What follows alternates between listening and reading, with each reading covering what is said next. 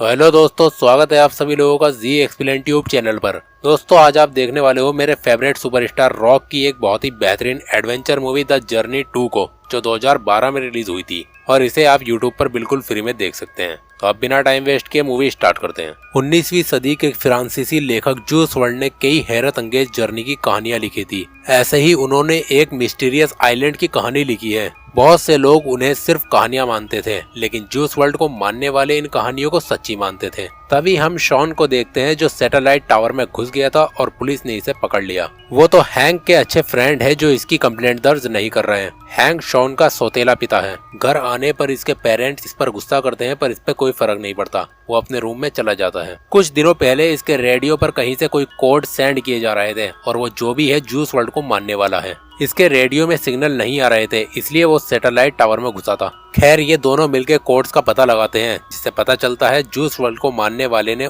रहस्य में आइलैंड का पता लगा लिया और उस पर लिखी किताबें भी इनके पास हैं। उस कोड को और एग्जामिन करने पर इन्हें एक नक्शा और उस नक्शे के कोऑर्डिनेट्स मिलते हैं और वो रहस्य में आइलैंड है पलावो समुद्र तट से 100 मील दूर, जो समुद्र के बीचों बीच है। और वहाँ से जो कोड सेंड कर रहा है वो शॉन का दादा है, इसलिए वो उन्हें लेने वहाँ जा रहा है और साथ में चलेंगे इसके पिता हैंक भी। पर प्रॉब्लम ये है, वहाँ हर वक्त समुद्री तूफान और बवंडर आते रहते हैं, इसलिए वहाँ जाने को कोई भी तैयार नहीं है। तभी इनकी मुलाकात होती है गबाटो और उसकी बेटी केलानी से, जिसे देखते ही जॉन उसे पसंद कर लेता है। गबाटो इन्हें उस खतरनाक जगह पर ले जाने के लिए तैयार हो जाता है, क्योंकि उसे अपनी बेटी की कॉलेज की फीस भरनी है। और ये चारों चल देते हैं अपने बेकार से हेलीकॉप्टर में। आगे जाकर इन्हें बहुत बड़े बड़े बवंडर दिखते हैं और इनका हेलीकॉप्टर भी खराब हो गया। इस आइलैंड तक पहुंचने के लिए उन्हें इस बवंडर के बीच में जाना होगा, ऐसा उसी किताब में लिखा है। हेलीकॉप्टर उस बवंडर में चला जाता है और इन सब की आंखें खुलती है उस रहस्य में आइलैंड पर। वो सब सही सलामत थे। अपना सारा सामान समेट के वो आगे बढ़ते हैं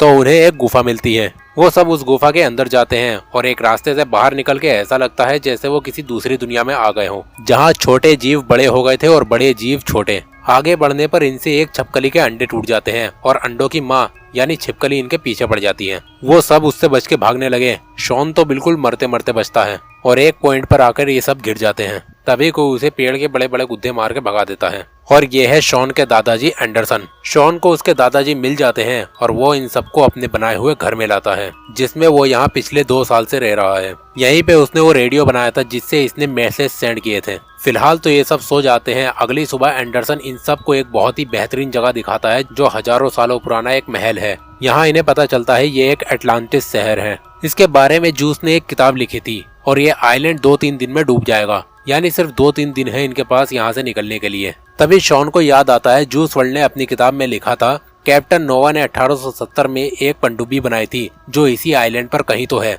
जिसे कोई नहीं जानता। वो कहाँ है? अगर वो मिल जाए तो ये आसानी से यहाँ से निकल जाएंगे। और कैप्टन नोवा की समाधि भी यहीं पर है, जिसे उनके चाहने वालों ने उनकी डायरी के साथ उन्हें यहाँ दफन किया था। अब उस डायरी से पता चल सकता है कि पनडुब्बी कहाँ पर होगी और डायरी उस सुरंग से निकाल के लाती है केलानी। उस डायरी से उन्हें पता चलता है कि पनडुब्बी कहाँ पर है और सब वहाँ के लिए चल देते हैं, जो एक बहुत ही खतरनाक जंगल के रास्ते से निकलता हुआ एक रास्ता है। जाते हुए रास्ते में उन्हें एक सोने का उगलता हुआ पहाड़ भी दिखता है, पर उस तक पहुँचने का टाइम इनके पास नहीं है। अब एक जगह पर ये जाकर रुक जाते हैं, क्योंकि आगे का रास्ता एक चट्टान पर चढ़ना है, जिसका रास्ता भी इन्होंने निकाल लिया एक मधुमक्खी को अपनी सवारी बना के। और ये सब चल दिए उन मधुमक्खियों के ऊपर बैठकर, पर इनके पीछे पड़ जाती है चिड़िया, जो इनसे बहुत बड़ी थी। काफी देर चेजिंग करने के बाद वो सब किसी तरह अपना पीछे छुड़ाते हैं, पर इसी चक्कर में शॉन के पैर में चोट लग गई, इसलिए एक रात तो इन्हें आराम करना पड़ेगा, क्योंकि अब रात भी हो गई थी। केलानी का बाप उससे वादा करता है वो उसके कॉलेज की फीस यहाँ से निकलते ही भर देगा।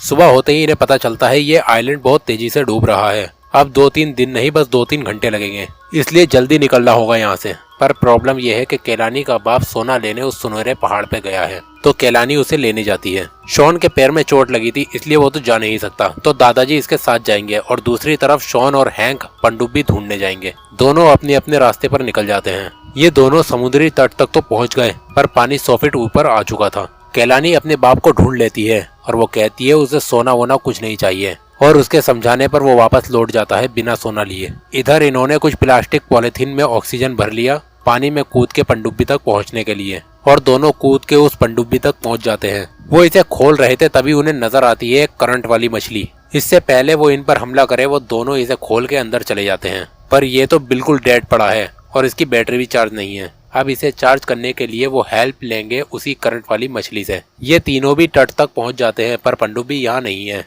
आइलैंड टूट के डूबना शुरू हो जाता है। अगर वो जल्दी नहीं आए तो ये नहीं बचेंगे। हैंक मछली को एक भाला मार देता है जिसका कनेक्शन पनडुब्बी के इंजन से था और वो चालू हो जाता है। इधर पूरा आइलैंड टूट चुका था। अब कोई रास्ता नहीं बचता तो अपनी जान बचाने के लिए इन्हें समुद्र में कूदना पड़ता है और हैंक इन्हें अंदर ले लेता है। फाइनली वो पनडुब्बी में आ चुके थे और अंदर आके वो सब बहुत खुश थे। सबकी जान बच गई थी। शॉन केलानी को प्रपोज करता है और सब खुशी खुशी वहाँ से अपने घर लौट जाते हैं। 6 महीने बाद शॉन के दादा उसे बर्थडे पर एक किताब गिफ्ट करते हैं जिसमें लिखा है धरती से चांद तक पहुँचने का सफर, जिसमें ये सब जाएंगे और ये शानदार फिल्म यहाँ खत्म हो जाती है। दोस्तों, आपने ये फिल्म देखी हो तो बताना आपको ये फिल्म कैसी लगी थी और मेरी वीडियो कैसी लगी ये भी कमेंट में जरूर बताना। अगर मेरी वीडियो आपको पसंद आए तो प्लीज वीडियो को लाइक और चैनल को सब्सक्राइब जरूर कर लेना ताकि मेरी ऐसी ही और भी वीडियो आप लोगों तक पहुंचती रहे। तो मिलते हैं आप लोगों से अगली वीडियो में। तब तक के लिए सबको बाय। जय हिंद।